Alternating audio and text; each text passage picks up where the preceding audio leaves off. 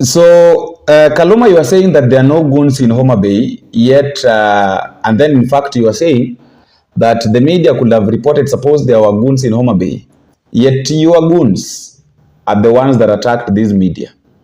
So which media did you want or do you expect to report these if you were the ones that attacked the media?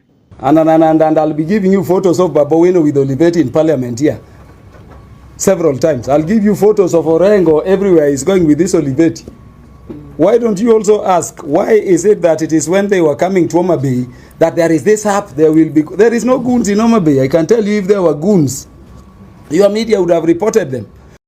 Welcome back, ladies and gentlemen, and thank you very much, guys, for your greatest support. Fellow Kenyans, let me start by saying this, that I think after what had happened or what happened in Homa Bay, one of these three groups of people must be lying. Either us, the citizens with the media, or politicians. And of course, we can't say that we are lying and the citizens are lying. So the only group of people that are lying here are the politicians, and especially those politicians who are in government, the likes of Kaluma. Why am I saying this? I'm saying this because imagine after we had witnessed, after all that happened in Homa Bay, even before the threats, the kwamba tutawaua, wakikuja tutawaua, by the same Kaluma. And then we saw what happened in Homa Bay. Of course, if you really don't know what happened, let me play you some of the videos here. Imagine attacking a journalist. Even Millie Odhiambo was talking about this, and Millie Odhiambo asked that, okay, now why are you attacking a journalist? So if you attack a journalist and then you need or you want the journalist to cover up for your event, what do you think is going to happen? Journalists were attacked, and it is actually abhorrent because journalists are basically doing their work to give information to the public. Why attack journalists? Yeah. And if you are going to the level where we are attacking journalists, and then we are the same ones who go around and complain how journalists don't cover our issues, does it make sense? I mean, to tell you honestly, it's one of the most idiotic things that I've ever seen happening. From as early as 7 a.m., Homa Bay County was turned to a battleground. Supporters of Linda Mwananchi and those of the broad-based government clashed hours before the Linda Mwananchi rallies. Armed with stones and sticks, the groups traversed Nyandiwa Suba South, where the Linda Mwananchi team were to attend a church service. Roads leading to the church were blocked with stones and logs, forcing the leaders to cancel their plan to worship with residents. Youth supporting the broad-based government patrolled the town armed with stones, chanting pro-government slogans, while those of Linda Mwananchi, who were armed with sticks, also combed the area in reflectors as they waited for leaders to arrive. Oyugis and Homa Bay town remained tense all day. In Oyugis, youths lit bonfires along the main highway, disrupting the smooth flow of traffic. In Homa Bay town, pro-government groups blocked all the roads leading to the town center with stones. Journalists who were out documenting the events faced the wrath of the goons. 2 journalists from Royal Media Services were among 4 journalists who were attacked and injured by goons on a mission to block the Linda Mwananchi team from accessing Homa Bay town. During the attack, the media team lost their valuables, and a car belonging to Royal Media Services was vandalized. One vehicle was torched a few kilometers from Homa Bay town as the Linda Mwananchi leaders made their way to town center. Several other vehicles were vandalized by goons who were repulsed by police and Linda Mwananchi supporters. The acts of violence began way early. On Saturday night, Homa Bay town was turned to a goon's paradise. Homa Bay Tourist Hotel bore the brunt of political intolerance when a group of youth donning ODM attire stormed the hotel riding on motorcycles. They shattered windows, destroyed property and stole valuables. Their mission to flush out Linda Mwananchi supporters, a case that is currently under active investigations. Former Bungoma Governor Wycliffe Wangamati's convoy was also attacked at the Asumbi Junction as he made his way to Nyandiwa. Operation to deal with criminal gangs who were prepared to cause mayhem led to the arrest of 17 people. 2 suspects were arrested along the Ndiwa Road in Yamase, Migori County with 5 pangas. They were moving in 2 vehicles along the route. In a separate operation, 15 suspects were arrested along the Kisumu-Kericho Highway. The operation involving police and DCI Operations Support Unit led to the recovery of crude weapons from the suspects, who were aboard a grey Toyota Noah and 2 white vans. They were reportedly on their way to Homa Bay County ahead of Sunday's Linda Mwananchi rallies. The violence meted on journalists and residents has been condemned by Kenya Editors Guild and Amnesty International, who have called on the Inspector General of Police Douglas Kanja to move with speed and arrest the perpetrators. They have also condemned insightful remarks by local leaders. Gatete Njoroge, Citizen TV. Aftermath of how political intolerance and goonism can turn destructive. The chaos witnessed in the county of Homa Bay on Sunday left 2 people dead and 53 injured, with 6 vehicles set ablaze. Reports from the county referral hospital also establishes that a female foreign national was fatally injured after she was run over by a vehicle in the county during the standoff between supporters of Linda Mwananchi and Broad-Based. Victims recounted the horrific details of the Sunday attack, which have yet again exposed the dark underbelly of anarchy and political intolerance being experienced in the county. Laura Otieno has that report. Monday morning in Homa Bay town, shells of burnt vehicles lined various roads. Stones and shattered glass, a reminder of the violence that painted the town on Sunday evening. The violent scenes left 2 dead, 53 others nursing deep-cut wounds. The price of political intolerance yet again rearing its ugly head. Those who are in the front line recounting the day of horror, accusing the police of failing in their duty. Personally, I saw a police officer throwing a stone at us. Nimeona polisi, nikasema, oh God, I'm safe. I was surprised. Polisi kutuona, tear gas ya pink na kutuchapa marisasi. Niliona bullet for maisha yangu ya kwanza. Inalia kama star. Chwililililili usiku. My tears roll because I'm a mother. People have been killed. People have been hurt. Why? Because they want to listen to Linda Mwananchi. Why? Why would you do that? I cry for my country. 6 vehicles were torched and many more vandalized.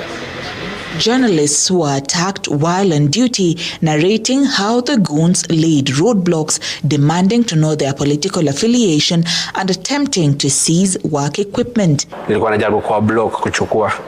So leo akijaribu kuvuta kamera nikaekelea mkono, ndio nikapatwa na panga kidogo kwa mkono. So after hapo akaanza kutupiga na mawe. So ile nilikuwa najaribu kujishield, nikapigwa na mawe hapo na hapa kwa uso, hii side yote. Pigwa na mawe kwa macho, hapo nilikuwa na bleed. So tukiwa hospitali nimekaa tunangoja x-ray. Akakuja watu kama 6. Akaambia Vraji, wewe. Hey, akaruti. Akajomoa panga kwa hospitali. Akageukia mimi akasema, kwanza wewe karibu nikanyage na gari. Hey, sasa wale nurses akapanic, akatupeleka kwa store kutuficha. The business community is also reeling from the loss.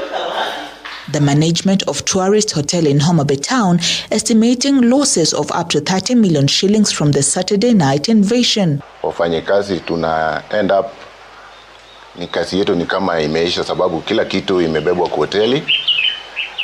Tumebaki hivi, na maanisha hatuna kazi kwa sasa.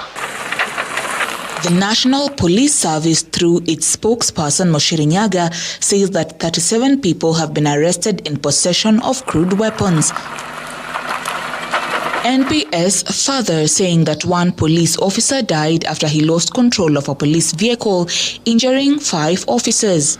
Meanwhile, tonight we can bring you the chilling account of survival on what journalists covering the Linda Mwananchi rally in Homa Bay County had to endure after their escape routes were cut off, cornered, and struck with machete-wielding goons on duty.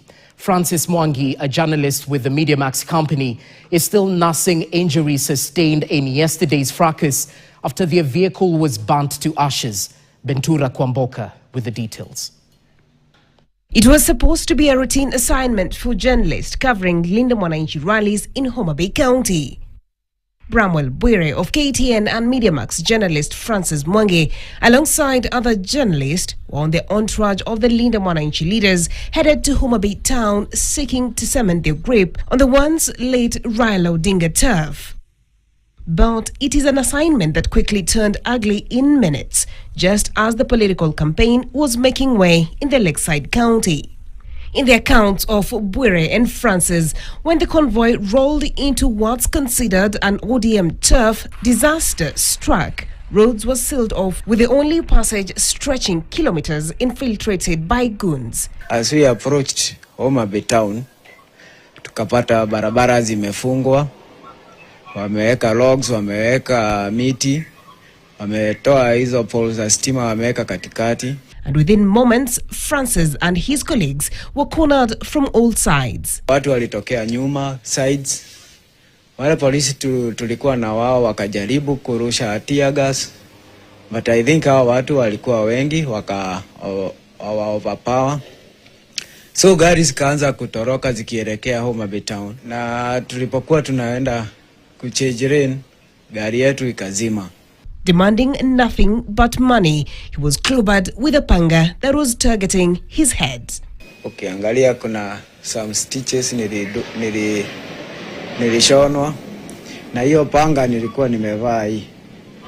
Ukiangalia hapa kuna mark ya panga nilikuwa nimevaa hivyo, so panga haikuingia ndani, iligonga hii. Nashukuru Mungu niko uhai. It was a similar case with Bramwell Bwire of KTN, who was also attacked by panga-wielding crowd somewhere near Raila Odinga Stadium. A young man alitoka huko, amebeba panga. Gari zilikuwa mingi, but he headed straight to window mali mimi nilikuwa nimekaa. Na akaingiza panga hapo moja tu, hapo mali nilikuwa nimekaa tu.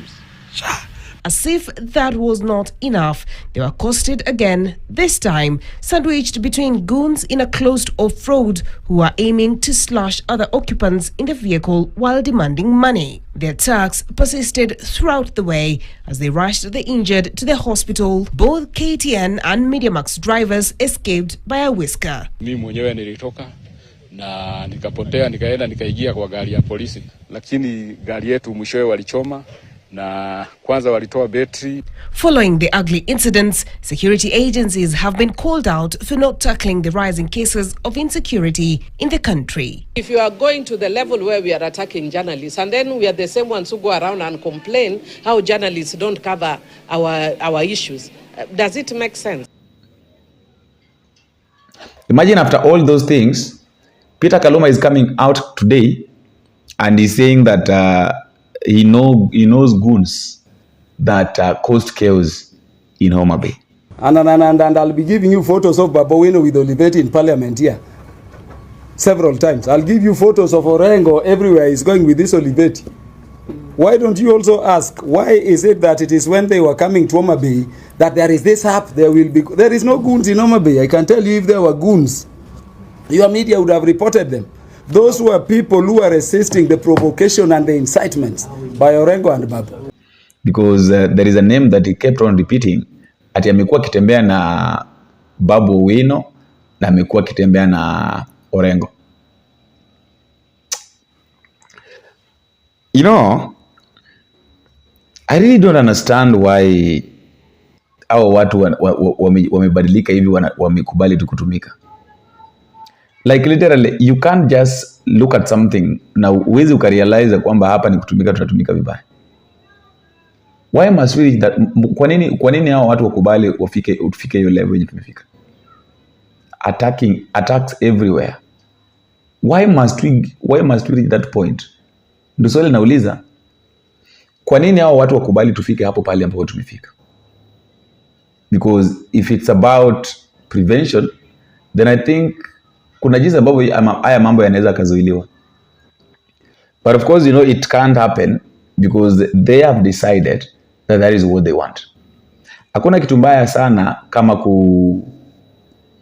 kama kubadilisha mtu ambaye tayari ashaamua kwamba that is what he or she wants. It's very difficult. Ni ngumu sana kubadilisha huyo mtu. So that is why unaona we have problems. Now these problems are being caused by these same politicians. Ulisikia Gladys Wanga pia alizungumza akisema kwamba au gunza wako wa Homa Bay. Ati Orengo sijui alipeleka watu na panga na nini huko. And imagine hao ndio wale watu ambao walikuwa na threaten watu ambao wanaenda huko. So they've changed the narrative right now. For how long will we continue like this? For how long will we have people who really threaten others and then now they change the narrative?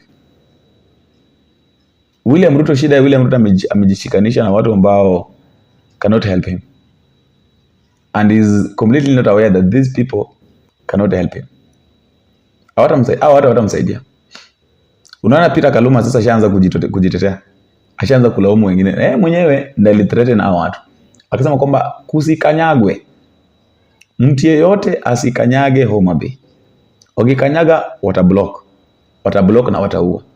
They even broke into tourist hotel looking for Linda Mwananchi people. They thought that Linda Mwananchi walienda wakalala huko. They threatened Gen Z body, that lady mwenye anatembea na Sifuna. Hata kwenda Homa Bay because of course wangemuua. That is what they said. Daraki kanyaga huko watamuua. Na imagine wenye wanasema hivyo ni vijana. Wenye wanasema hivyo ni wananchi tu. Wamepewa 500, 1000. So wanakuja kuthreaten watu wengine. It is very bad and very wrong fellow Kenyans. Police wameniambia what happened Thursday last week. Gang iko hapo. Inaitwa Homa Boys. Inaongozwa na mtu anaitwa Abdi Sebo. Last Thursday wakakamatwa 7 of them. Police were working professionally. When they got intelligence that gang is working on to disrupt mkutano ya Linda Mwananchi, wakakamatwa. Gladys Wanga akatafuta Kasongo. Akamwambia ile watu zategemea hii weekend wamekamatwa. Then Kasongo akapigia huyu Mohamed Amin, the DCI, very notorious in covering up and subverting the rule of law. Then DCI akapigia huko, akaambiwa waachiliwe. The police were very demoralized. This is a gang that was leading the war. Huyu Raymond Omolo, the chief goon in this country, wakiwa na Murkomen, akatoa 60 million shillings akapeana. Every goon was supposed to be paid 10,000. The goons are crying, they were shortchanged, wakanyolewa 6 wakapewa 4. Hii wizi Kasongo amefundisha mpaka watu yake. Wanaiba mpaka pesa ya goons. They are even stealing from goons. And I want to tell you Kasongo, these goons, when they turn against you, utakuja kuniambia. So they were supposed to be paid 10,000 per goon. So kukatumwa iko kikundi ya AP officers seconded to NIS 101 officers. That is a squad by ilifanya abductions and killing of Gen Zs. They were joined by Nairobi Sierra, a new team imekuwa constituted. Wakaenda pale. Those are the ones who are giving the goons the backup. And the war was too much. Na watu wameumizwa sana. When Ruto planned that, alilala State Lodge Kisumu on Thursday. Akakutana na Omolo, Gladys Wanga, na huyu Peter Kaluma. Na Peter Kaluma ni mouthpiece ya Murkomen. Hizo tweets unaona akifanya kila siku anaforwardiwa na Murkomen. Akakutana hapo Kisumu State Lodge wakapanga vita. The following day akatoroka akaenda harusi Dubai. Akatoka usiku na ile private jet. He was monitoring from Dubai. At the head of it all, These are the casualties. Police wamenipatia asubuhi. 1 police officer has been killed. 5 civilians are dead. 33 Luo men have panga cuts. They are in hospital. 8 cars were torched. Na hizi ya polisi. 22 civilian cars are destroyed. 3 churches have been destroyed.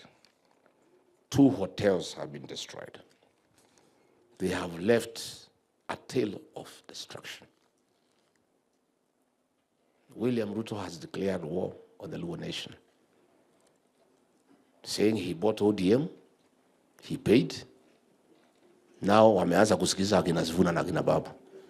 According to him, Wajaluo, they are his private property because he paid money. And he is saying no fellows should go to talk to them. Sasa, hii watu ya Ruto wanamwambia jana, hiyo Buru cannot lead his campaign because hata kutembea ni shida. Hata juzi alipewa speech asome, anasoma kidogo, anashindwa kusoma, anapatia Ruto, anamwambia ujisomee.